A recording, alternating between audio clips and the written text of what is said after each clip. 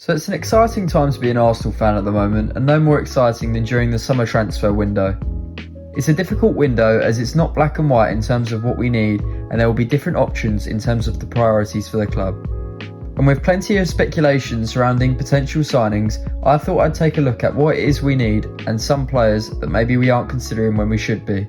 So it's clear that the club needs a player who can provide something out of nothing, with Arsenal failing to score in 8 games in all competitions last season, and this was backed up by the Athletic article, which suggested that Arsenal are aware of the fact that they do need that player with a little bit of X factor.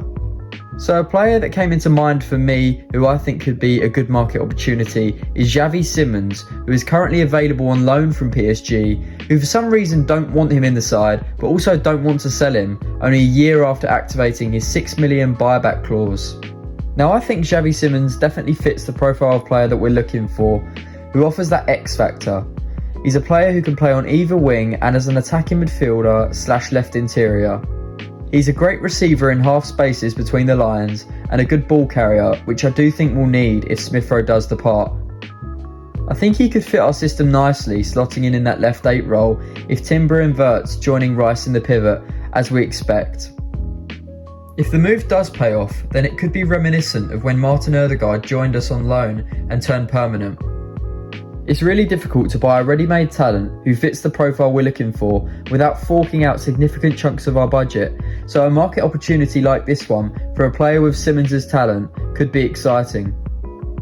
While we would love a player in that age bracket between 25 and 27 to slot into the squad and offer experience as opposed to youth, a player like Xavi Simons certainly can't be passed up on if the opportunity is there.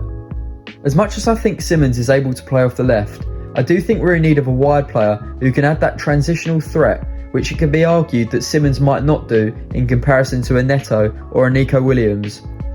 But I do think a player like Simons does offer us creativity and goal threat, which is hard to turn down. The club held interest before PSG loaned him to RB Leipzig, so it's clear that we are admirers of the player. Now we're obviously linked with his teammate last season, Benjamin Sesko, who has been the most concrete link so far, even though the window is still yet to open. But with Sesko looking doubtful according to reports, and for me, the gut instinct being that Chelsea will push for the Slovenian, another number 9 I haven't seen much talk about is Brighton's 19-year-old Evan Ferguson. A player who has immense potential and one that David Ornstein said was on our list early on in 2024.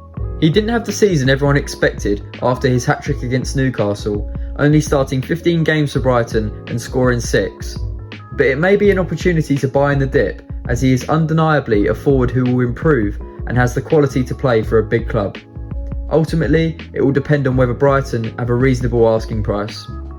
The emergence of Kai Havertz essentially allows us to prioritise more of a Project 9 if you will, and the 2 leading centre-forwards of that calibre, you have to say, are Ferguson and Sesko.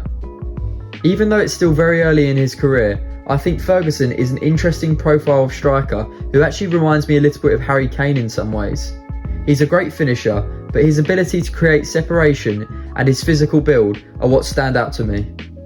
I personally wouldn't look too much into him not starting many games this season. I think Roberto De Zerbi is well renowned for his rotation, and I think Brighton would have looked at Ferguson and not wanted to rush him into being a starter week in week out too soon. And this may be the case if he did join us, coming in and out of the side with Havertz continuing to improve in his new role.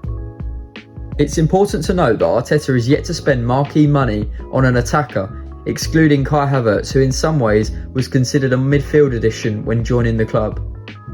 I do expect this to change however, whether it's in wide areas or up front.